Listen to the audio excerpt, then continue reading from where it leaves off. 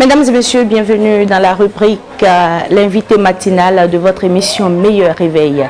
Alors pour cette rubrique, nous sommes avec Monsieur Gbegbanou Benou. Monsieur Gbegbanou Benou qui est déjà à mes côtés, que je laisse d'ailleurs se présenter. Monsieur Gbegbanou Benou, bonjour. Oui, bonjour Madame la journaliste. Merci de répondre favorablement à notre invitation. C'est à moi de vous remercier. Alors je vous laisse vous présenter plus amplement. Je réponds au nom de Benou Gbegbanou. Je suis doctorant en droit privé des affaires à l'UAC. D'accord. Alors, avec vous, nous allons justement aborder des questions relatives notamment à l'administration publique, notamment aux fonctionnaires d'État, fonctionnaires du public. Alors, qui peut-on appeler fonctionnaire du public? Le fonctionnaire public est un agent public qui est nommé dans un emploi permanent, a été titularisé dans un grade de la hiérarchie de l'administration publique. Il travaille pour l'État. Il assure une fonction d'intérêt général. Il assure une fonction d'intérêt général. Alors, quelle est la différence entre un agent d'État et un fonctionnaire public? Est-ce qu'il y a une nuance?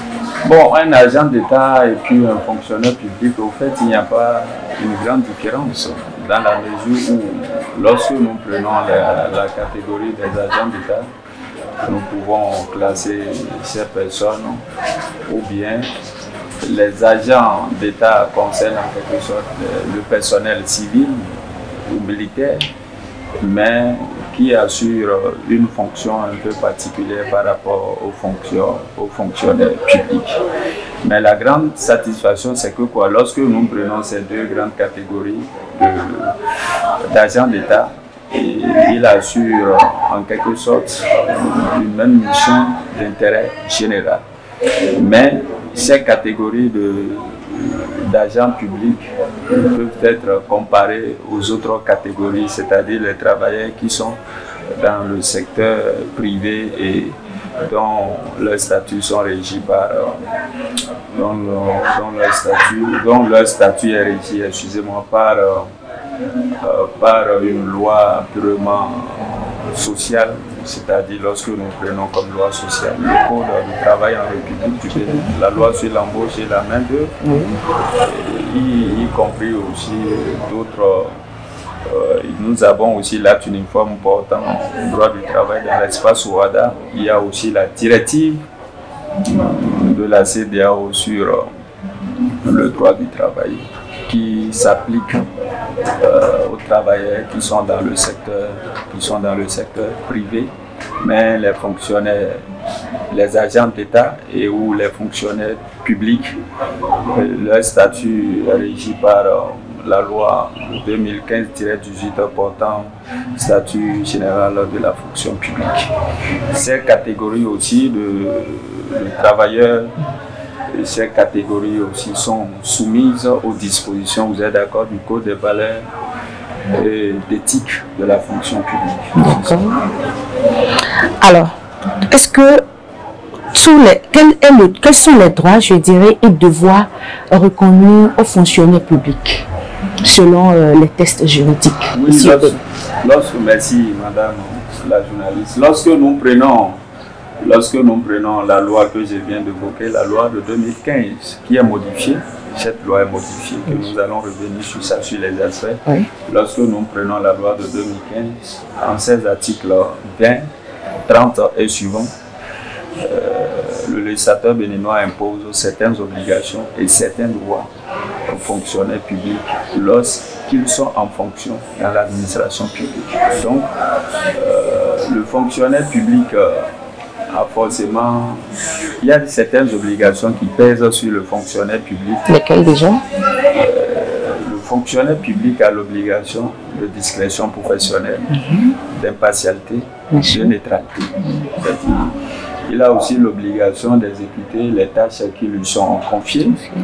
Il a l'obligation d'être à l'heure. Il doit exécuter de façon professionnelle tout ce qu'il a sous sa responsabilité ou bien sous ses responsabilités. Il a aussi l'obligation, vous êtes d'accord, il a l'obligation d'assurer une parfaite mission de tout ce qui l'entoure. Et ces missions forcément concourent à la satisfaction, vous êtes d'accord, de la fourniture de services publics. Alors, on ne peut pas parler de devoir sans parler de droit. Nous allons venir donc au droit. Bon, le droit, c'est ce qui revient, ce qui est cher pour le travailleur. Je parle de façon générale. C'est ce qui est cher pour le travailleur parce que quoi? Nous sommes dans une société où le droit forcément est la matière, vous êtes d'accord, qui organise les rapports dans les sociétés et forcément et dont l'inobservation est sanctionnée par l'autorité étatique. Donc, en tant que fonctionnaire public, ces agents bénéficient, vous êtes d'accord, de droit à la rémunération correspondant, vous êtes d'accord, à ses responsabilités et à ses performances dans l'administration. Okay. Et le fonctionnaire public aussi a le droit syndical. Il bénéficie de certaines libertés publiques. Le fonctionnaire public a un droit d'opinion, d'expression, d'association, de réunion, de manifestation. Vous êtes d'accord? Il a droit à ce que sa protection soit assurée. Et aussi, il a droit, vous êtes d'accord, à la santé au travail. Il a droit à la santé au travail.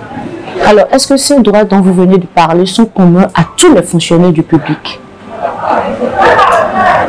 Oui, ces droits sont communs dans la mesure où, lorsque nous parlons de droits en tant que fonctionnaire public, il n'y a pas une particularité, d'autant plus que ces fonctionnaires sont sourds, vous êtes d'accord, ou bien ces fonctionnaires bénéficient de l'application, vous êtes d'accord, de la loi de 2015. Et c'est cette loi qui organise tout en tant que fonctionnaire public qui est sous, vous êtes d'accord, l'application de la loi de 2015. Forcément, ces fonctionnaires bénéficient de certains droits. Mais un droit commun défini par cette loi. Mais il peut y avoir une certaine particularité lorsque nous prenons les cadres contractuels. C'est ça que eux qui sont régis ou bien qui sont dans une situation particulière par rapport à la fourniture ou bien par rapport à l'exercice de leur mission d'intérêt général. D'accord. Alors, vous n'êtes pas sans savoir qu'il arrive dans les administrations que les fonctionnaires fustigent un certain nombre de choses, que leurs droits soient lésés. Alors, qu'est-ce qui peut amener une administration à ne pas respecter ou à brimer, en parenthèse, les droits d'un fonctionnaire? Bon, lorsque nous sommes dans un état de droit, c'est que nous sommes forcément régis par le droit. Et toute situation mérite l'application de la règle de droit. Il peut arriver des cas, vous êtes d'accord, d'abus de pouvoir ou bien d'excès de pouvoir. Ça arrive. Mais lorsque ces cas sont avérés, forcément, le travailleur dispose de certains moyens pour que ces droits ou bien pour que cette violation, vous êtes d'accord, soit en quelque sorte sanctionnée. Donc forcément il y en a.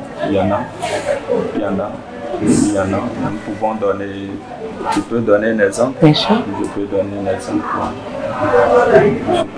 exemple où nous sommes sans pour autant tenir compte de la situation familiale du fonctionnaire public. On l'a fait peut-être ailleurs, loin de sa domicile, de son domicile ou bien de sa résidence.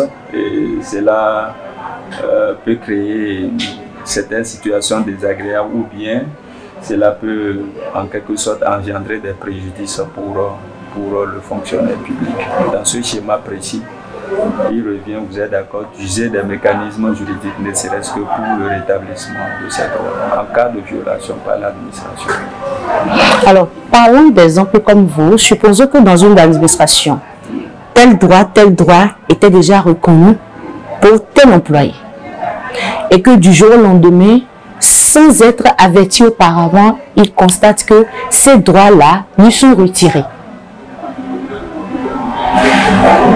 Oui, lorsqu'un droit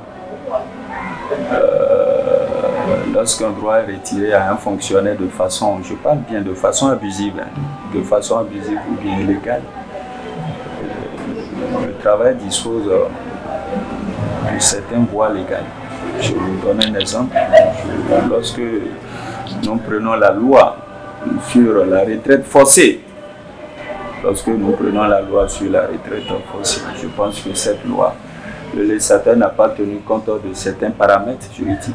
Vous êtes d'accord? Avant de voter cette loi, normalement, dans ce schéma précis, c'est vrai, même si l'acte qui est posé en fonction, vous êtes d'accord, d'une loi votée, il revient aux juridictions compétentes de rétablir le travailleur dans ce droit. Mais les cas de violation abusive de droit donnent forcément à ce travailleur certains cas d'indemnité. C'est-à-dire, on répare la justice ou bien l'organe compétent amène l'administration à réparer le préjudice qui est causé. Mais seulement que la loi 2015 qui est modifiée, vous êtes d'accord, la loi numéro 2018 qui modifie la loi portant statut général de la fonction publique, cette loi a déjà donné, vous êtes d'accord, les conditions dans lesquelles cette réparation peut être faite. Mais est-ce que cette réparation, vous êtes d'accord, elle est appréciable au regard du droit? Oui, mais en faisant une analyse, nous pouvons dire non, qu'il y a certaines choses à faire par rapport aussi à cette loi qui est votée. Alors, que prévoit la législation au cas où un fonctionnaire d'État est lésé dans ses droits à titre individuel? Quelles sont les procédures de recours dont il peut avoir accès? Lorsqu'un fonctionnaire est lésé dans ses droits, nous parlons bien, lorsqu'il n'a pas commis une faute. Bien sûr.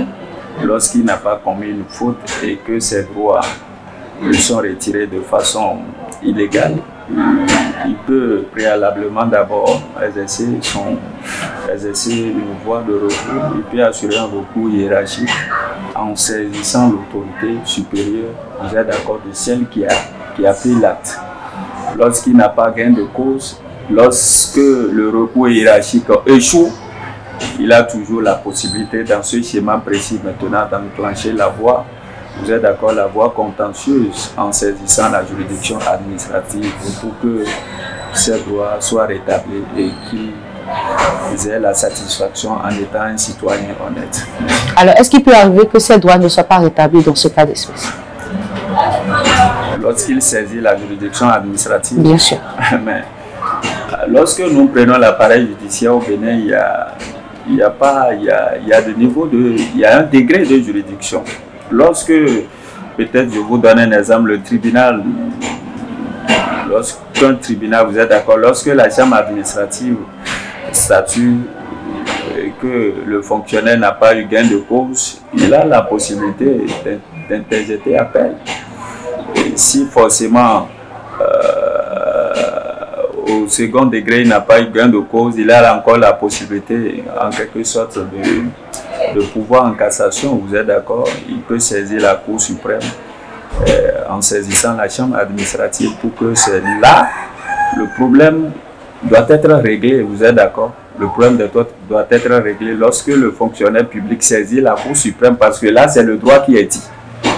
C'est le droit qui est dit, parce que le juge, vous êtes d'accord, de droit doit vérifier si le juge de fond a fait une bonne interprétation de la règle de droit. Si le juge de fond a usé, vous êtes d'accord, de faire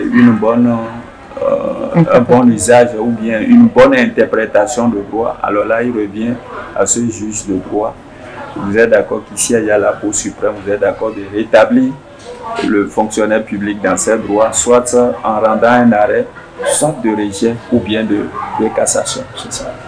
Alors, merci Monsieur Begbanou Gbonu. Nous sommes à la fin de notre entretien. Est-ce que vous avez quelque chose à ajouter? Bon, ce que moi j'ai ajouté, c'est ça prend en compte l'application, vous êtes d'accord, de droit dans notre pays.